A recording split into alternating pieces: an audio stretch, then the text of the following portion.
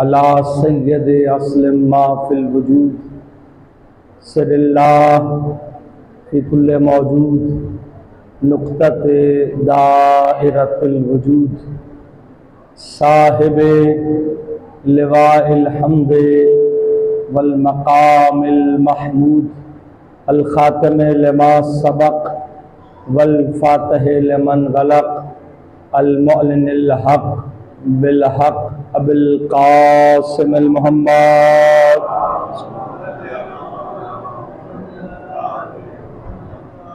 وعلى آلہ الطیبین الطاہرین المعصومین المظلومین ولعنۃ اللہ علی اعدائہم ومنکری فضائلہم ومصائبہم وعظمتہم وطہارتہم وولایتہم من یومنا ھذا الی قیام یوم الدین اما بعد فقد قال اللہ تبارک و تعالی فی کلامہ المجید والفرقانہ الحمید واصدق القائلین وقولہ الحق بسم اللہ الرحمن الرحیم انما ولیکم اللہ ورسولہ والذین آمنوا الذین یقیمون الصلاۃ ویؤتون الزکاۃ وہم راکعون۔ صلوات بھیج دیں باواز بلند۔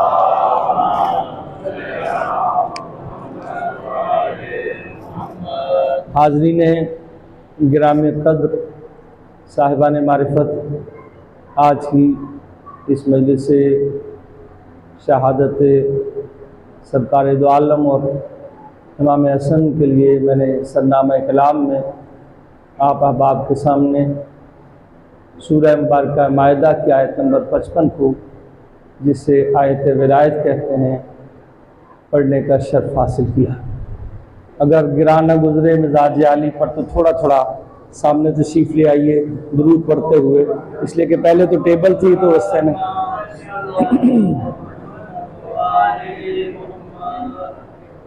ایک اور بلند ترین صلوات بارگاہ محمد و آل محمد۔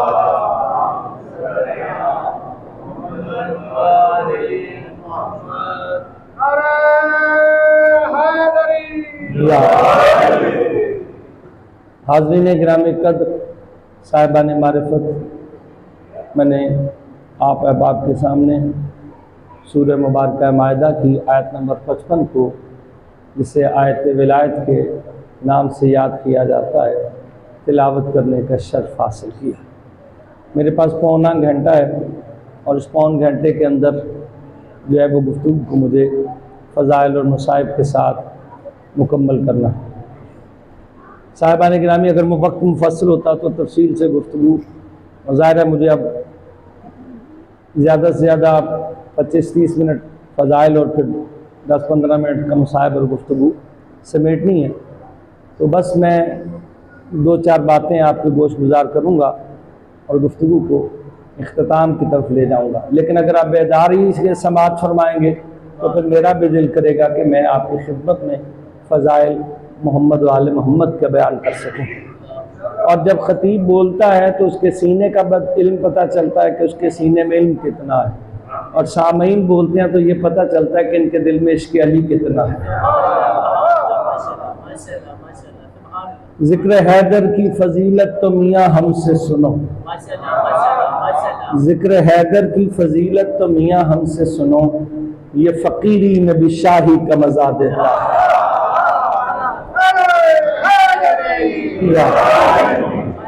ذکر حیدر کی فضیلت تو میاں ہم سے سنو، یہ فقیری میں بھی شاہی کا مزہ دیتا ہے، اور اپنے حیدری نعرے میں بڑی طاقت ہے، یہ تو نسلوں کی طہارت کا پتہ دیتا ہے۔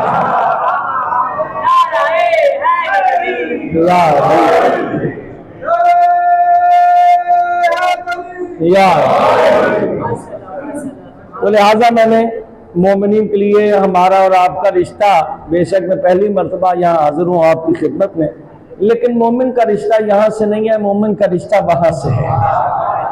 اور اسی لیے امام سے کسی نے کہا تھا کہ مولا ہم ایسے لگتا ہے پہلے ایک بندے سے نہیں ملے ہوتے، لیکن آپ ملتے ہیں تو ایسا لگتا ہے کہ جیسے پرانی ملاقات ہے. آپ نے بھی مشاہدہ کیا ہوگا، ہم بھی یہ دنیا میں رہتے ہوئے. اس نے مولا سے پوچھا، مولا ایسا لگتا ہے کہ پہلے ملاقات ہے، سمجھ نہیں آتی، پہلے ملے بھی نہیں ہوتے. تو امام نے کہا وہ ملاقات یہاں کی نہیں ہوتی، وہاں کی ہوتی ہے. جو مومن ارواح جنہوں نے ولایت علی کا اقرار یوم عرس کیا تھا، وہ جب یہاں ملتی ہے ایک دوسرے سے تو ایسا لگتا ہے کہ پہلے ملاقات ہوئی. تو میری آپ سے ظاہری طور پہ پہلی ملاقات ہے، لیکن اللہ سے جو ولایت امیر المومنین کا اقرار کیا ہے اس سے پرانی ملاقات ہے. میں نے سرنامہ کلام میں آیت ولایت پڑھی، ترجمہ پہلے آپ کی خدمت میں پیش کر دوں اور پھر گفتگو کو آگے لے کر چلتے ہیں. انما ولیکم اللہ. بارہا بزرگ تشریف فرما ہے بڑے بڑے علماء و ذاکرین سے اس آیت کے متعلق بڑے فضائل آل محمد سنے ہوں گے، اور معصوم فرماتے ہیں کہ قرآن مجید کی آیت کی 70 ظاہری تفاسیر ہے، 70 باطنی تفاسیر ہے. ایک آیت کے اندر، ایک لفظ کے اندر 140 معنی چھپے ہوئے. 70 ظاہری تک اگر کسی کی رسائی ہو جائے تو وہ 70 ظاہری تک تو ہو سکتی ہے، وہ بھی اگر وارث سے قرآن چاہے تو. اس لیے کہ قرآن بغیر وارث سے قرآن کے سمجھ نہیں آتا، اور اسی لیے تو مسلمان اتنے سارے مسلکوں میں بٹا ہوا نا، کہ جب قرآن کو وارث سے قرآن کے بغیر دیا جائے گا تو پھر یہی حال ہوگا. تو انما ولیکم اللہ، انما عربی زبان میں کلمہ حصر کو کہتے ہیں. مثال کے طور پہ یہ جو پردہ اس طرف خواتین ہیں اور اس طرف مرد حضرات تشریف فرما ہے، تو یہ اس پردے نے حصار کر دیا. ٹھیک ہے، اب ہماری نگاہ اس پردے سے دوسری طرف نہیں دیکھ سکتی ظاہری طور پر. ٹھیک ہے، یعنی یہ دیوار حصار ہے، پرلی طرف جو بھی گھر ہے، خالی جگہ ہے، کچھ بھی ہے، اس نے حصار کر دیا. انما بھی عربی زبان میں یہی کرتا ہے، جہاں آ جاتا ہے جس آیت کے آغاز میں یا جس جگہ پر وہ حصار کر دیتا ہے.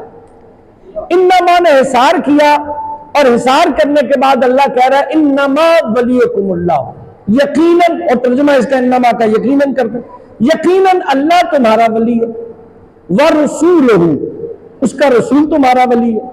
اور پھر کہا والذین آمنوا الذین یقیمون الصلاۃ ویؤتون الزکاۃ وہم راکعون، اور وہ صاحبان ایمان جو نمازوں کو قائم کرتے ہیں اور حالت رکوع میں زکوٰۃ ادا کرتے ہیں، وہ تمہارے ولی ہیں. ترجمہ آپ کی خدمت میں میں نے پیش کر دیا ہے. انما کا حصار ہے، اور بتا دوں تاکہ انما آپ کے ذہن میں آ جائے.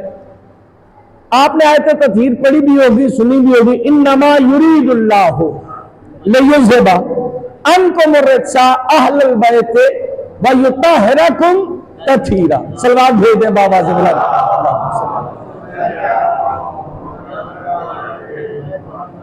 ایسے ٹھنڈی ٹھنڈی صلوات نہ بھیجیں، ذرا جوش و ولا کے ساتھ.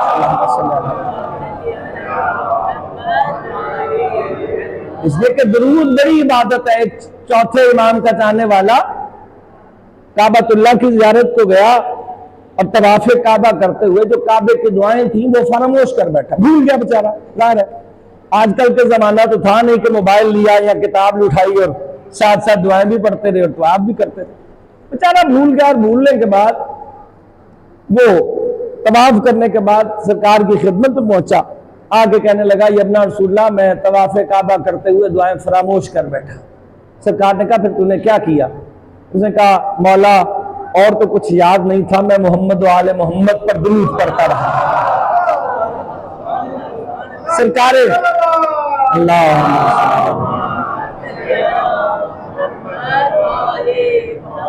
سرکار سید سجاد مسکرائے اور مسکرا کر کہنے لگے کعبے نے تجھ سے اچھا آدمی دیکھا ہی نہیں.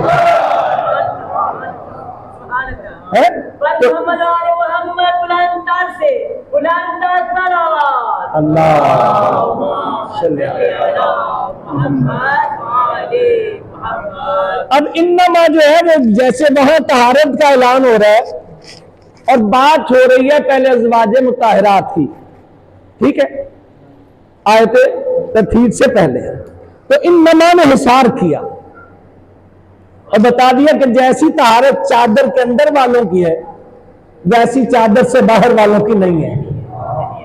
ٹھیک ہے، دنیا نے ولی بنائے ہوں گے، لیکن ولی وہ ہوتا ہے جسے اللہ بنائے۔ ایک تو اس نے اپنے آپ کو ولی کہا، اسے کسی عہدے کی ضرورت نہیں ہے کسی عہدے کی ضرورت، وہ خالق کائنات ہے، زمین و آسمان کا مالک ہے، سارا نظام ہستی اسی کی وجہ سے مالک و مختار ہے۔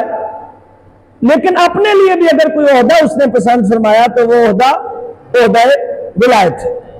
اپنے آپ کو انما ولیکم اللہ، اللہ تمہارا ولی ہے، ورسولہ، اس کا رسول تمہارا ولی ہے۔ وہی عہدہ جو اپنے لیے پسند فرمایا، اپنے حبیب کے لیے بھی وہی عہدہ پسند فرمایا۔ اس کے بعد پھر اس نے کہا کہ وہ ولی ہے جو نمازوں کو قائم کرتا ہے اور حالت رکوع میں زکوٰۃ ادا کرتا ہے، وہ تمہارا ولی ہے۔ اچھا، جیسی ولایت اللہ کی ہے ویسی اس کے رسول کی ہے، ویسی اس کی جو حالت رکوع میں نماز ادا کرتا ہے، ٹھیک ہے۔ اور وضاحت کر دوں تاکہ پوری طرح بات آپ کے اذہان عالیہ تک پہنچ جائے۔ آیت اطاعت تو پڑھی ہوگی، اطیعوا اللہ واطیعوا الرسول واولی الامر منکم، اطاعت کرو اللہ کی، اس کے رسول کی اور اولی الامر کی۔ ہمارے ہاں اولی الامر 14 معصومین ہیں، 14 معصومین، ہم اس کے علاوہ کسی کو اولی الامر نہیں مانتے۔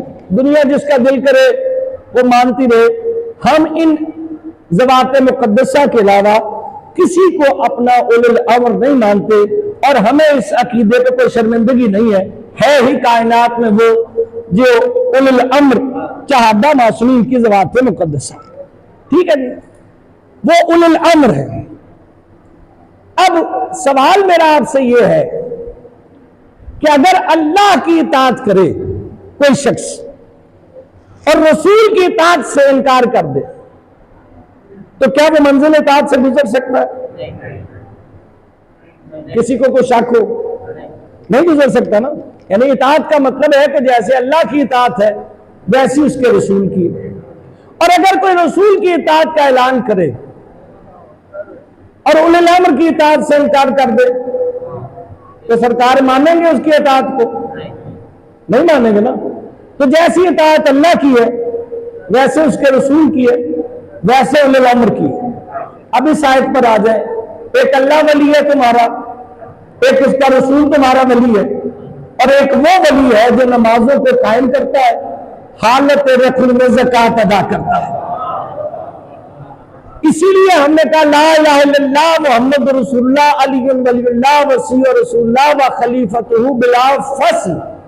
ہم نے اپنا کلمہ اور ایمان ولایت علی پر مکمل کیا، کہ آیت ولایت علی پر مکمل ہو رہی ہے۔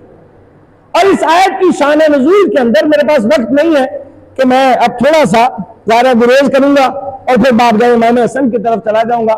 وقت ہوتا تو زیادہ تفصیل سے اس آیت پر گفتگو ہو سکتی تھی، لیکن تھوڑا سا بات مکمل ضرور کر دوں گا کہ اس آیت کو میں نے تلاوت کیا، تو یہ نہیں ہے کہ راستے میں سے ہی آپ کو چھوڑ کر چلا جاؤں، تھوڑی سی منزل تک آپ کو پہنچا کر پھر بارگاہ امام حسن میں چلے جائیں۔ ایک جاگتی بآواز بلند صلوات محمد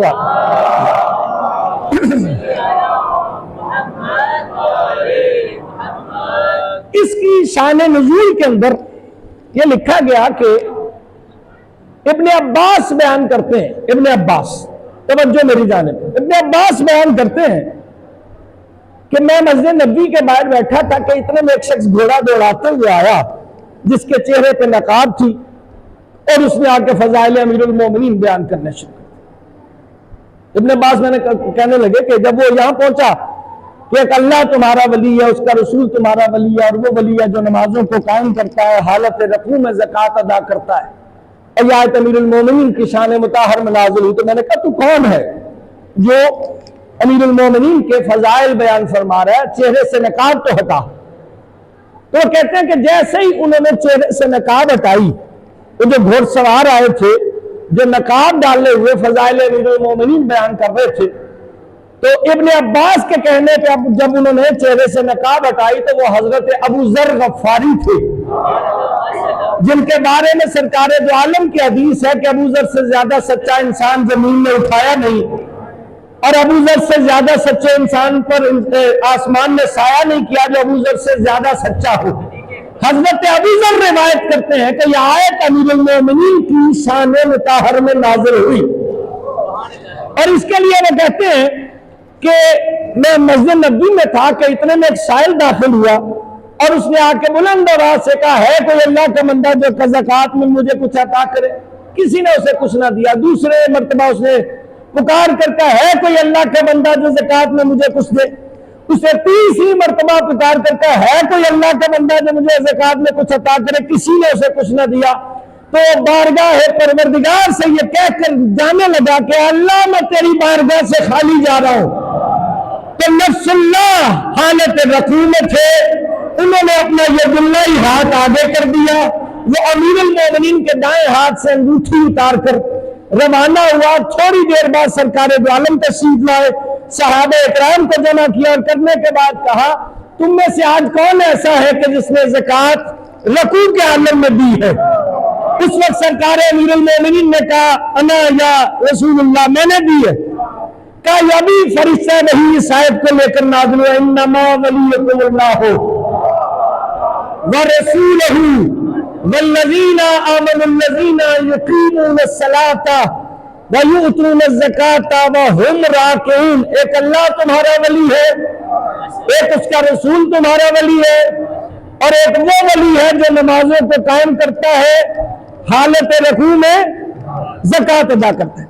میرے پاس وقت نہیں لے اس کی تفصیل پر، میں روک رہا ہوں، پھر کبھی موقع ملا تو اس پر مزید جائیں گے کہ 100% شیعہ مفسرین پر اتفاق ہے اس آیت کے متعلق، اور 99% غیر شیعہ مانتے ہیں کہ یہ آیت امیر المومنین کی شان میں نازل ہوئی۔ ایک مفسر نے انکار کیا، وہ روک رہا ہوں، پھر کبھی موقع ملا یا بعد میں پوچھ لیجیے گا، میں بتا دوں گا۔ باقی 99% شیعہ اور سنی نے اس پر اتفاق کیا کہ یہ آیت امیر المومنین کی شان میں نازل ہوئی۔ اور یہ جو انگوٹھی سرکار نے دی تھی نا رکوع کے عالم میں، یہ انگوٹھی حضرت سلیمان نبی کی انگوٹھی تھی۔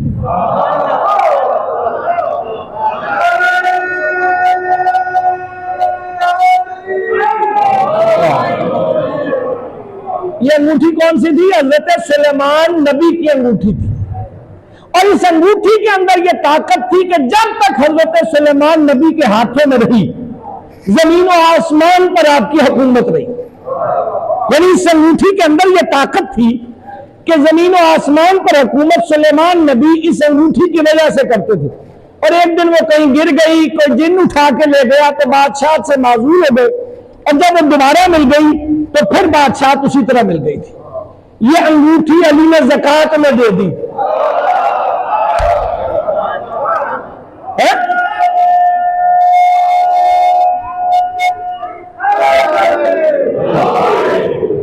زکوٰۃ کتنا ہوتا ہے؟ مال کا 40واں حصہ، اور جس علی کی حکومت سلیمان کی پوری حکومت جو زکوٰۃ میں دے دے، اس کی اپنی حکومت کتنی بڑی ہوگی۔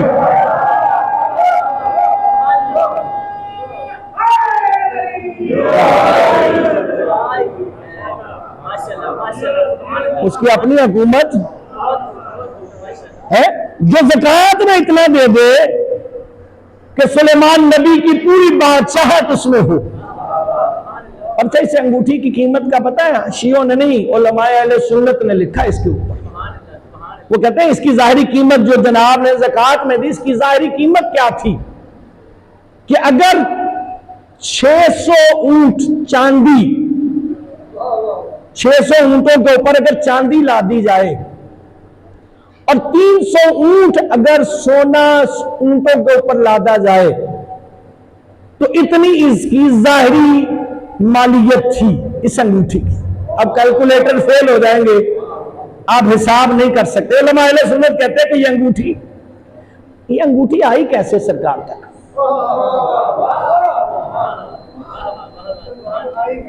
یہ وراثت میں دادا ہے، بیٹا ہے، پھر پوتا ہے، پھر آگے ایسے آتا نا وراثت میں کچھ چیز، کہ سرکار تک کیسے پہنچی؟ آپ کو نہیں سننا؟ ذرا باواز بلند سے آواز دے۔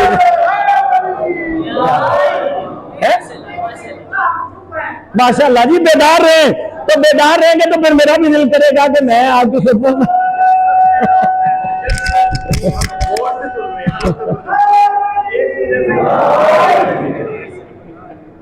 تو صاحبان گرامی، اور میں پھر وہ ولایت کے اوپر 4 مصرے اگر آپ کی سماعتیں بیدار ہیں تو میں آپ کی گوش گزار کروں وقت کی، اگر میں ابزار وقت کو محدود کرتے ہوئے سمیٹتے ہوئے آپ کے گوش گزار کروں. جس کو اللہ بناتا ہے وہی بنتا ہے. جس کو اللہ بناتا ہے وہی بنتا ہے. کب بنائے سے کوئی شیر جلی بنتا ہے. اور ہر اسم کا محمل باخدا ہے. محمل کیا مطلب؟ نام ہوتے ہیں نا، نام کو عربی زبان میں اسم کہتے ہیں، آپ سب جانتے ہیں. اس میں مبارک جناب کا یہ پوچھتے ہیں نا، اردو میں بھی ہم پوچھ لیتے ہیں. تو اسم عربی زبان میں نام کو کہتے ہیں. تو اردو زبان کے اندر ایک قاعدہ اور ایک قانون ہے. وہ قاعدہ اور قانون یہ ہے کہ ایک لفظ مستعمل ہوتا ہے، ایک محمل ہوتا ہے. جیسے روٹی ووٹی، کھانا وانا، موٹی ووٹی، ایسے سمجھ گئے نا. ایک مستعمل ہے لیکن استعمال ہوتا ہے، یا روٹی ووٹی کھلا دے، جانا وانا تھا، مطلب اس طرح سے. یہ وانا جو ہے یہ محمل لفظ ہے.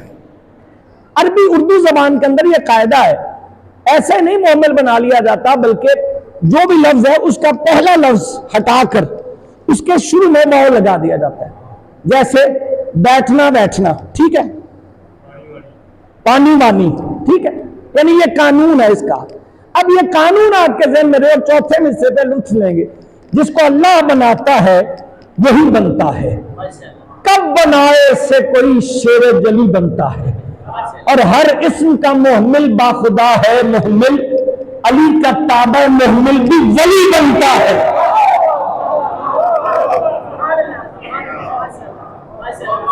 یعنی اگر محمل بھی بنائیں گے امیر المومنین کے نام علی کو تو وہ ولی بنے گا. یہ ہے معجزہ. ایک اللہ تمہارا ولی ہے، ایک اس کا رسول تمہارا ولی ہے، اور ایک وہ ولی ہے جو نمازوں کو قائم کرتا ہے حالت رکوع. میں نے کہا یہ انگوٹھی آئی کیسے جناب تک؟ 2 روایتیں دونوں آپ کے گوش گزار کر رہا ہوں، اور پھر بارگاہ امام حسن میں. ایک روایت یہ ہے کہ مکے کے اندر ایک جنات، قوم جنات کی ایک قوم سرکار پر ایمان لے کر آئی، اور انہوں نے وہ ہدیہ تن حضور کی خدمت میں پیش کر دی. ٹھیک ہے. اور سرکار دو عالم نے وہ انگوٹھی اپنے وسیع اور جانشین اور بھائی کو تحفۃً عطا کر دی. ٹھیک ہے. اور دوسری روایت کہتی ہے کہ ایک اپنے وقت کے 2 بڑے عالم تھے. ایک کا نام تھا بلوکیہ اور ایک کا نام تھا عفان. کیا نام تھا؟ بلوکیہ اور عفان. 2 سگے بھائی، دونوں عالم، اور جتنے بڑے عالم تھے اتنے بڑے عامل بھی تھے. عامل کا تو پتہ نا، یعنی جو حساب کتاب یہ وہ عمل شمل کرتا ہو. ٹھیک ہے نا جی. جتنے بڑے، اور ہر عالم عامل نہیں ہوتا. ٹھیک ہے. جتنے بڑے عالم تھے اتنے بڑے عامل بھی تھے. یہاں تک ہے کہ مردے کو زندہ کر دیتے تھے. آپ تعجب نہ کریں، امام نے کہا ہے کہ اگر 70 مرتبہ کسی مردے پہ دم کر دیں سورہ فاتحہ تو تعجب نہ کرنا اگر اٹھ کر کھڑا ہو جائے. یہ مومن کر سکتا ہے. ظاہر ہے اس کے ساتھ اگر شرائط پوری کر رہا ہے وہ، اور اس کی زبان میں اتنی تاثیر ہے تو وہ مردے کو عام مومن زندہ کر سکتا ہے. تو وہ اتنے عامل بھی تھے، عالم بھی تھے. ان کے اندر انہوں نے، دونوں بھائیوں نے کہا کہ اگر ہم سلیمان نبی کی انگوٹھی تک پہنچ جائیں کسی طرح اور وہ انگوٹھی حاصل کر لیں تو اس کا مطلب ہے زمین و آسمان پر حکومت ہوگی، بادشاہت ہوگی، ہے نا. انہوں نے اپنے حساب و کتاب لگائے، اور حساب و کتاب کرنے کے بعد وہ اس نتیجے پر پہنچے کہ ایک غار کے اندر حضرت سلیمان نبی آرام فرما رہے ہیں. وہ اپنے علم کے اعتبار سے اس غار تک پہنچ گئے دونوں بھائی. سلیمان نبی آرام فرما رہے تھے، یعنی ظاہری جسد مبارک آپ کا موجود تھا. آپ کے دائیں ہاتھ میں وہ انگوٹھی تھی جس کی وجہ سے زمین و آسمان پر حکومت تھی. اب جب چھوٹا بھائی آگے بڑھنے لگا تو وہ کہنے لگا عفان سے ملوکیہ بڑا کہ تو جا، میں پیچھے کھڑا ہوتا ہوں اور تو نبی کے ہاتھ سے انگوٹھی اتار، اگر تجھے کچھ ہوگا تو میں تجھے زندہ کر دوں. اس نے جا کے حضرت سلیمان کے ہاتھ پہ ہاتھ ڈالا، بجلی آئی، وہی ڈھیر ہو گئے. عفان نے اسے زندہ کر دیا، ملوکیہ نے اسے زندہ کر دیا. انہوں نے کہا ایک ٹرائی اور کر. اس نے پھر جا کے نبی کے ہاتھ پہ ہاتھ ڈالا، پھر بجلی آئی اور پھر وہ جل کر بھسم ہو گیا. ملوکیہ نے پھر عفان کو اپنے علم کے اعتبار سے دوبارہ زندہ کیا. اب جب دوبارہ زندہ کیا، اب دونوں بھائی اس بات پر انہوں نے کہا ہمارے بس سے باہر کا معاملہ ہے، ہم یہ انگوٹھی نہیں لے سکتے، بس یہ ہمارے بس سے باہر کا. وہ نکلنے لگے غار سے کہ پیچھے سے آواز آئی جاتے کہاں ہو؟ ملوکیہ عفان اب یہ انگوٹھی لو اور جا کے مدینے میں سرکار محمد مصطفیٰ کو دے کر آؤ.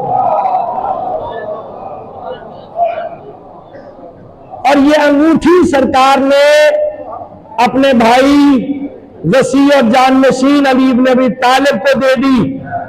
علی نے وہ انگوٹھی سائل کو دے دی، اس لیے کہ جب بھائی نے بھائی کو دی تو فرشتوں کے درمیان اتنی قیمتی انگوٹھی جس میں سلیمان نبی کی پوری حکومت ہو، علی سائل کو دے دے.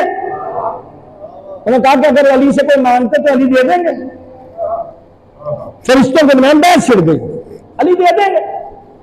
جبرائیل نے کہا جھگڑتے کیوں، میں جاتا ہوں روز تو آنا جانا میرا سائل بن کر چلا جاتا ہے،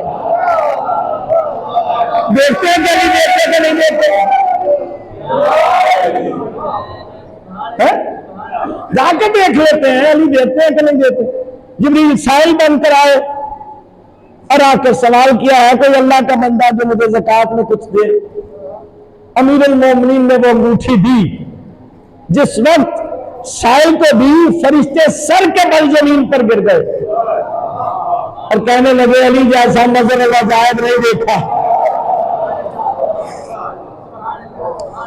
صحابہ نے گرامی، تو یہ امیر المومنین کی ذات بابرکات. اور جیسے رسول کا وسیع جو ہوتا ہے نا، جو نبی کا وسیع ہوتا ہے، وسیع کا کلمہ پڑھتے ہیں نا، لا الہ الا اللہ محمد رسول اللہ علی ولی اللہ وسیع رسول. یہ عہدہ ہے اللہ کی طرف سے رسول کا وسیع ہونا. تو رسول کا جو وسیع ہوتا ہے نا، یا نبی کا یا امام کا جو وسیع ہے، اس کے اندر بھی وہی طاقت اور قدرت پائی جاتی ہے.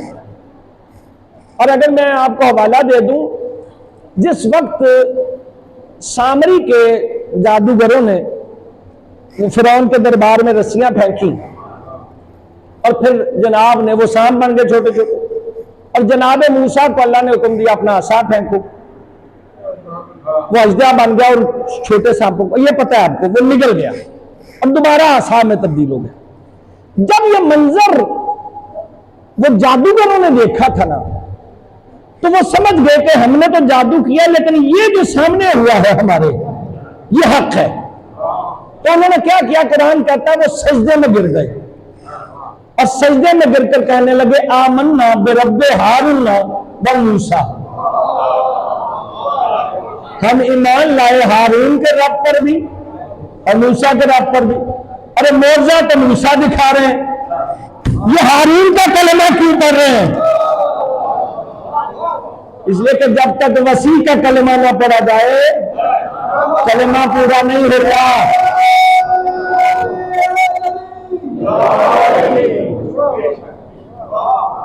امیر المومنین اس دنیا سے جب سرکار تشریف لے کر شہادت کے بعد تو کوفہ والے امام حسن کے پاس پہنچے.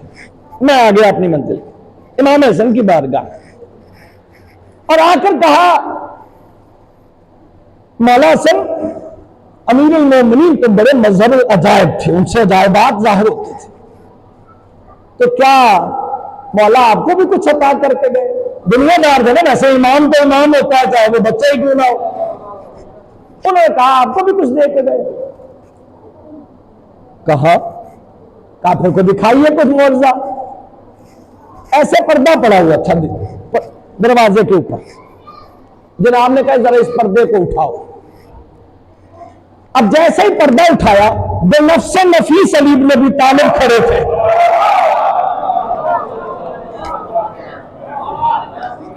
میرے مولا سامنے کہا اور کچھ دیکھنا لگا، سرکار جناب امیر المومنین کو دکھا دیا تو امام حسن کی ذات بابرکت، علم امام حسن گود میں بیٹھے رسول کے۔ کتنے میں مسجد نبی میں ایک شخص حاضر ہوا، حضور کو سلام کیا، جناب نے جواب سلام دیا اور کہنے لگا یا رسول اللہ مجھے آپ سے کچھ سوال کرنا ہے۔ آپ نے اپنی گود میں بیٹھے ہوئے امام حسن کو زمین پر بٹھایا اور بٹھانے کے بعد کہا میرے بیٹے حسن سے سوال کرتا جا، جوابات لیتا ہے۔ وہ سوال کرتا گیا، جوابات لیتا گیا۔ جب جواب مکمل ہو گئے حضور سے اجازت طلب کی، یا رسول اللہ اجازت۔ آپ نے کہا جواب مل گئے؟ کہا یا رسول اللہ مکمل جواب مل گئے، اجازت دی اور وہ روانہ ہوا۔ جیسے ہی روانہ ہوا تو جو صحابی پاس بیٹھے تھے انہوں نے کہا یا رسول اللہ نہ یہ مکے کا لگتا ہے نہ یہ مدینہ کا لگتا ہے۔ چہرے محاورے ہوتے ہیں نا، اگر یہاں کوئی انگریز آ جائے تو آپ کہیں گے نا یہ کون کہاں سے آ گیا، ٹھیک ہے نا۔ وہ کہنے لگے یہاں نہ یہ مکی ہے نہ یہ مدنی ہے نہ نواح مدینہ کا تھا، یہ کون آیا؟ اور حسن مجتبیٰ سے سوالوں کے جواب پا کے چلا گیا۔ سرکار دو عالم مسکرائے اور مسکرا کر کہنے لگے تمہیں کیسے پتا چلتا؟ یہ نبی خضر تھے جو میرے بیٹے حسن سے سوالوں کے جواب پاتے۔ امام حسن، امام حسن مجتبیٰ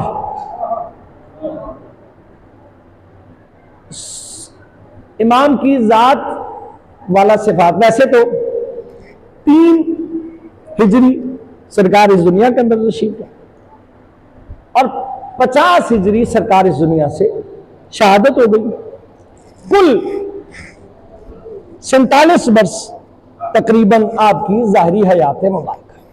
اور ایک چیز میں یاد کرا دوں آپ کو کہ عام طور پہ بچے بیچارے کوئی یہ نہیں پتا چلتا، کوئی کہتا ہے بعثت کتنے سال بعد ہوا، عام الفیل کے سال یہ ہوا، ہجری سال، لوگ کنفیوز ہو جاتے ہیں یہ معاملہ کیا ہے۔ تو جو ہے نا اگر سننا چاہتے ہیں تاکہ لوگوں نے امام حسن اور امام حسین کی شخصیات میں فرق کرنے کی کوشش کی کہ امام حسن تو صلح پسند تھے، حسین ابن علی تو صلح پسند نہیں تھے، یہ باتیں کانوں تک پہنچتی۔ لیکن اگر تاریخ پر نگاہ رہے تو پھر یہ مغالطہ نہیں ہوگا۔ ایک تو عرب کوئی بھی واقعہ ہوتا تھا اس کا مرکز بنا کر تاریخ کو جوڑتے تھے، کیلنڈر تو ہوتے نہیں تھے۔ مثال کے طور پہ عام الفیل کے سال جس سال ہاتھیوں نے کعبے پر حملہ کیا انہوں نے اس سال سے واقعات کو جوڑا کہ اتنے عام الفیل کے بعد یہ ہوا، اتنے عام الفیل کے بعد یہ ہوا، اتنے عام الفیل کے بعد یہ ہوا۔ اور جس سال کعبے کے اوپر حملہ ہوا تھا اسی سال سرکار دو عالم اس دنیا میں تشریف لائے، عام الفیل کے سال۔ اور جناب امیر المومنین 30 عام الفیل کو اس دنیا کے اندر ظاہری طور پر تشریف لائے تھے، یعنی 30 سال کا فرق تھا سرکار دو عالم کا اور امیر المومنین کی ظاہری حیات کا، ٹھیک ہے۔ اب پھر بعثت کا اعلان جب حضور 40 سال کے ہوئے تو آپ نے اعلان بعثت فرمایا، وہ اتنا بڑا واقعہ تھا کہ لوگ عام الفیل کو بھول گئے۔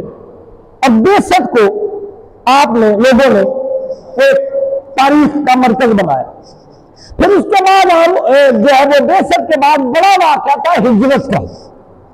تو ہجرت کے بعد کہ اتنی پہلی ہجری کو یہ ہوا، دوسری کو یہ ہوا، تیسری کو یہ ہوا، چوتھی کو یہ ہوا، 11 ہجری کو سرکار اس دنیا سے پردہ فرما گئی، ٹھیک ہے۔ 11 ہجری میں جناب سیدہ اس دنیا سے تشریف لے گئی۔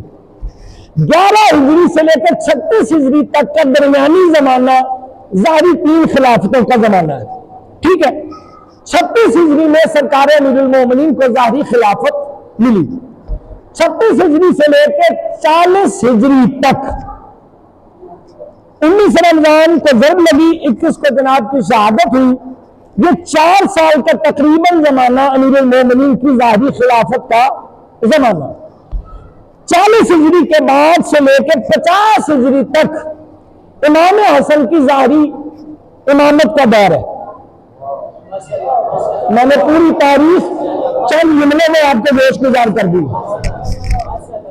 یعنی 40 ہجری سے لے کے 50 ہجری تک کا ظاہری زمانہ امام حسن کی 10 سال یہ امامت کا دور ہے.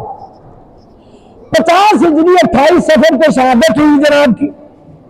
50 ہجری سے لے کے 60 ہجری تک امام حسین کی ظاہری امامت کا دور ہے، اور 61 ہجری 10 محرم کو امام حسین کی شہادت ہو گئی.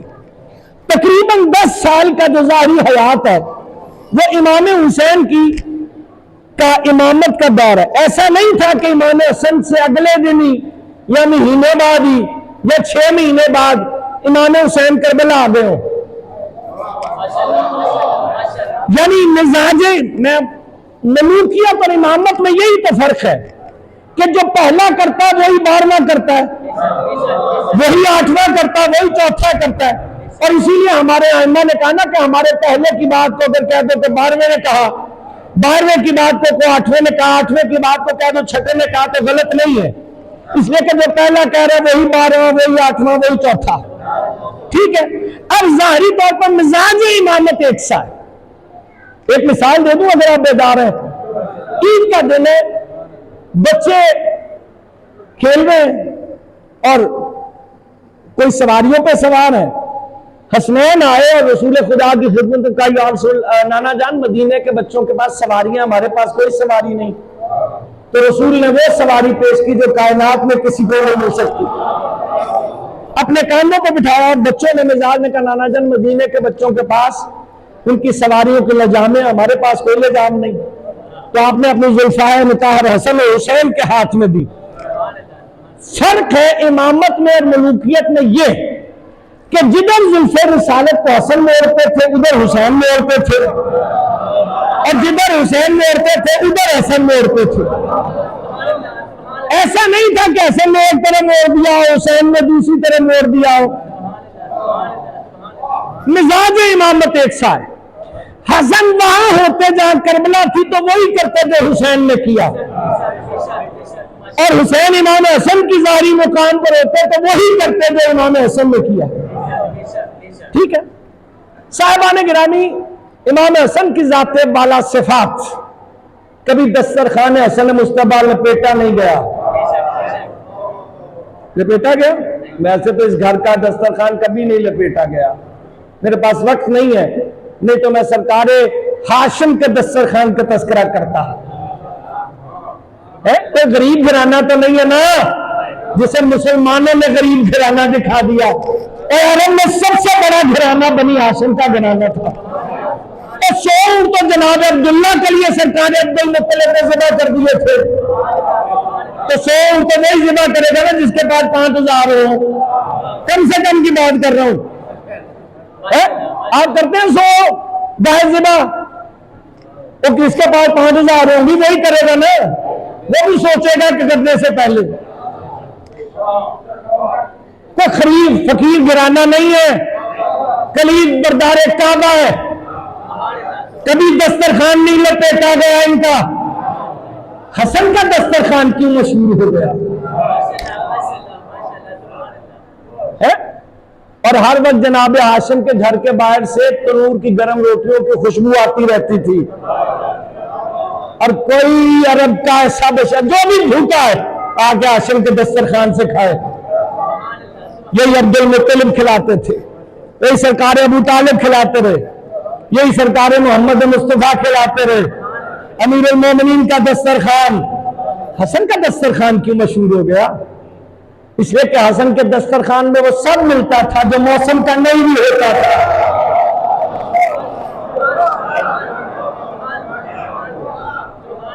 حسن مصطفیٰ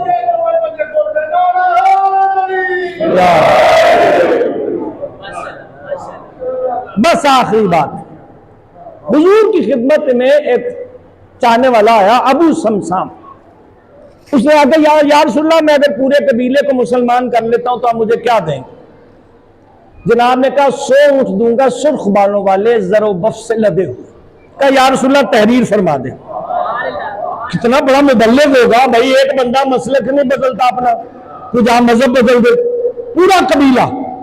حضور نے وہ تحریر فرمائی، اس نے تحریر لی، وہ روانہ ہوا۔ کتنی دیر لگی ہوگی، وہ بیچارہ مسلمان کر کے پورے قبیلے کو وارد مدینہ ہو۔ دربار میں آیا، کہا بھائی، کہا سرکار تو ہمیں کچھ نہیں دے کے گئے، تحریر رسول کی ہے۔ اب وہ جب نکلنے لگا سوچتے ہوئے کہ صادق اور امین نبی ہے، ہو نہیں سکتا رسول وعدہ کرے اور یہ وعدہ پورا نہ ہو۔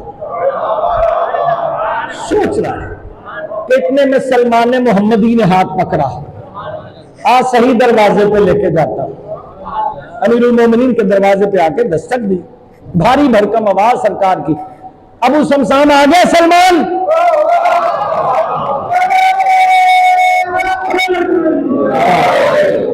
جی امیر المومنین، ابو سمسام آ گیا، برآمد ہوئے، کہا ابو سمسام تحریر دکھا، چنا کل فلاں پہاڑی کے پاس دوپہر میں آ جانا، تمہیں رسول کا وعدہ پورا کر دے گا۔ اور دنیا حیرت میں مبتلا تھی، جو خشک روٹی کو گھٹنے پہ توڑ کے کھائے وہ سون سرخ بالوں والے کیسے دے گا؟ اگلا دن چلا، پورا مدینہ جمع، سرکار اپنے دولت قدا سے برآمد ہوئے اس منظر کے ساتھ کہ آپ نے اپنا دایاں ہاتھ حسن مجتبیٰ کے کندھے پر رکھا ہے،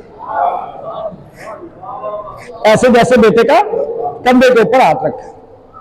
وہ کام اس جگہ پہ پہنچے جہاں ہجوم ہے لوگوں، کہ ابو سمسام تحریر رسول اللہ، رسول کو تحریر لیا، چوما، دامن میں محفوظ کیا، اور اپنے بیٹے حسن مجتبیٰ سے کہا بیٹا حسن ذرا ابو سمسام کو رسول کا وعدہ پورا کر دے۔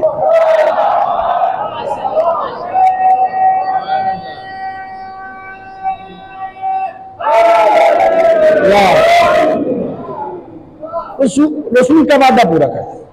امام حسن آگے بڑھے، قریب پڑے ہوئے بہت بڑے پتھر کو انگلی کی جنبش سے پیچھے کیا، ایک رسی برآمد ہوئی، ابو سمسام رسی کھینچتا جا، اونٹ نکلتے جائیں گے۔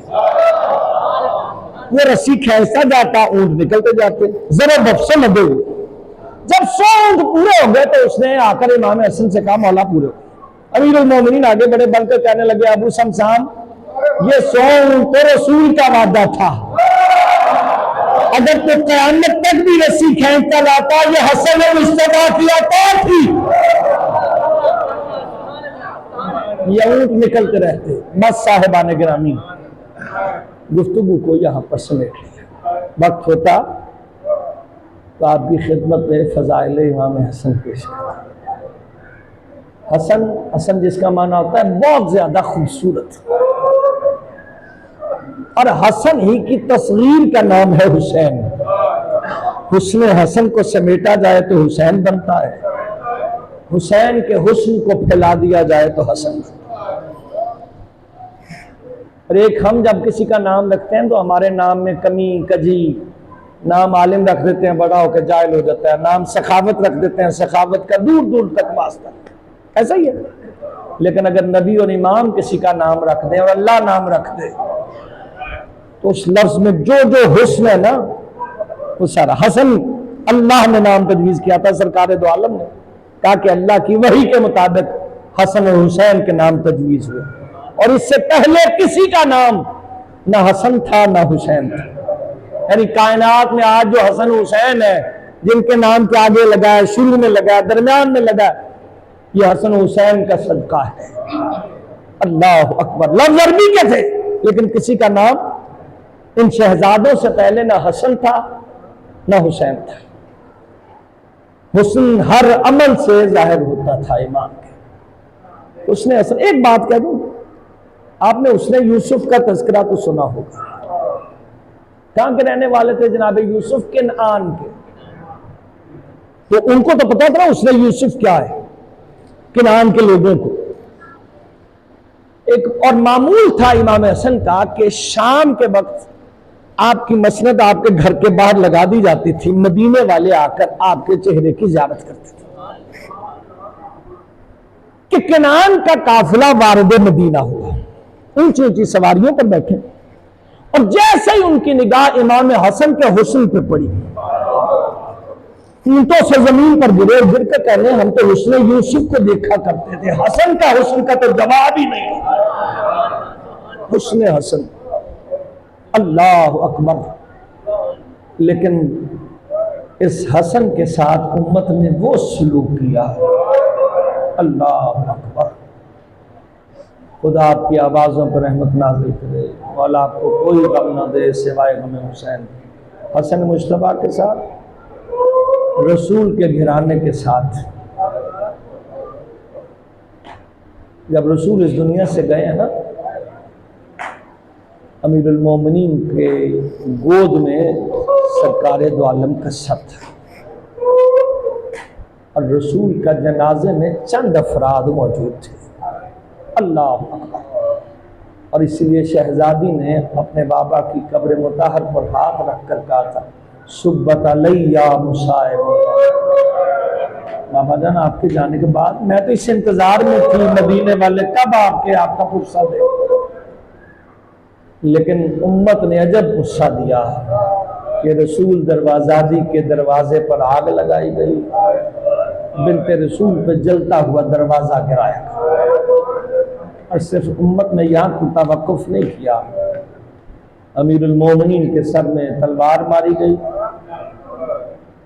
سر شگافتہ ہوا، امت نہیں رکی، امام حسن کو زہر دی گئی، کئی مرتبہ کوشش کی گئی، لیکن جو آخری زہر دیا گیا نا، اس کے بارے میں لکھا جاتا ہے کہ یہ زہر اتنا قاتل تھا کہ اگر سمندر میں ڈال دیا جاتا تو آبی مخلوقات ابھر کے باہر آ جاتی، زمرد میں پیس کر شام سے زہر بھجوائی گئی، جودہ بنت اشس ملونہ کو 1,00,000 درہم کا لالچ دیا گیا یزید سے شادی کا، اس نے یہ زہر امام حسن کے گلاس میں شامل کیا، سارا دن امام روزے سے تھے، امام نے 1 گھونٹ پانی لیا ہوگا کہ امام کے ہاتھ سے وہ گلاس زمین پر گرا، علامہ ظفر حسن امروہی لکھتے ہیں زمین کچی تھی، پانی جب نیچے گرا نا تو زمین میں سے دھواں اٹھنے لگ گیا،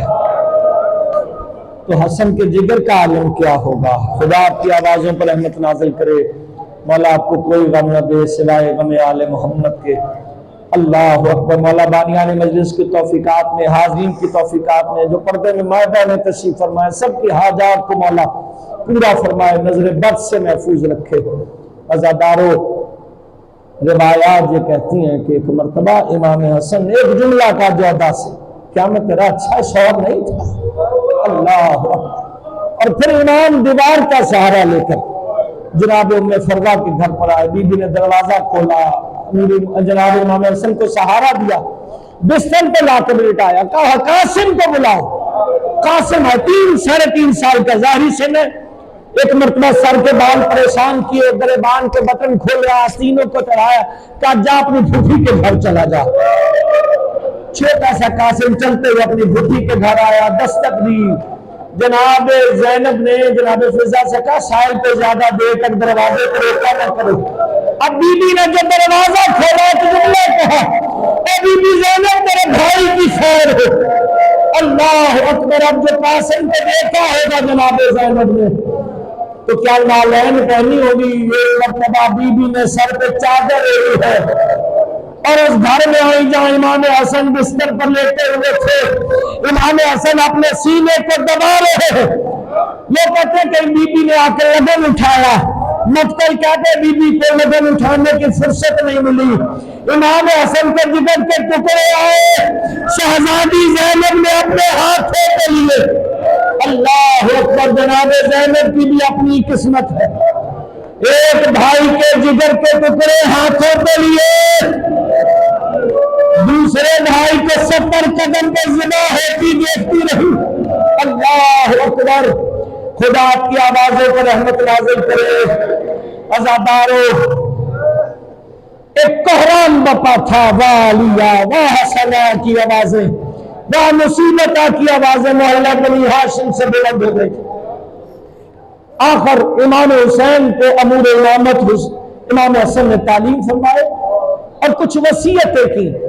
وصیتیں یہ تھی کہ مجھے غسل و کفن خود دینا، امام کو امام یا نبی کو نبی، یا امام غسل دیتا ہے کوئی دوسرا غسل نہیں دے سکتا، اور کہا جب ادھر غسل دے لینا نماز جنازہ خود پڑھنا، مجھے نانا کے پہلو بتانے لگے، اور اگر نانا کی ہمت نہ بتانے ہونے دے تو پھر جنت البقیع میں دفن کرنا۔ اللہ اکبر۔ حسن مصطفیٰ اپنی ماں کی میراث کو اٹھتے ہوئے دیکھتے رہے نا، اس لیے امت سے اعتبار اٹھ چکا تھا حسن مصطفیٰ۔ عزادار آخر وقت ہوتا ہے، امام حسن کی شہادت ہوئی، وصیت کے مطابق غسل کفن امام حسین نے حضرت عباس کے ساتھ مل کر دیا۔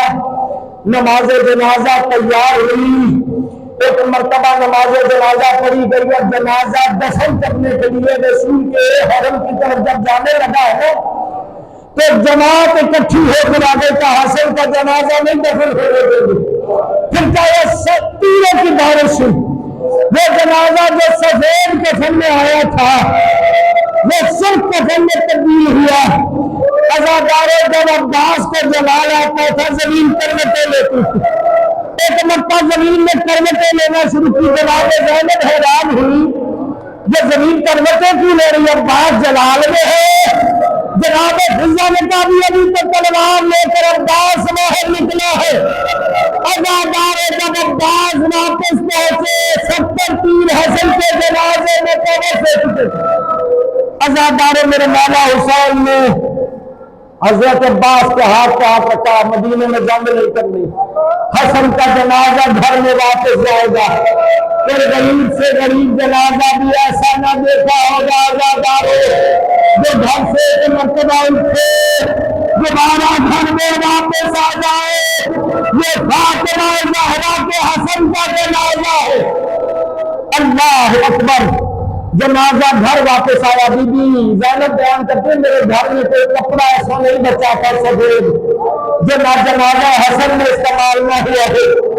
عزاداروں 70 تیر حسن اور حسن کے جنازے میں امام حسین نے اور شریکت الحسین نے نکالے، ایک تیر حسین نکالتے ایک تیر شریکت الحسین نکالتے۔ عزاداروں جب 69واں تیر جناب زینب نے نکالا نا، 70واں تیر حسین ابن علی نے نکالنا تھا، دیر گزر گئی کافی۔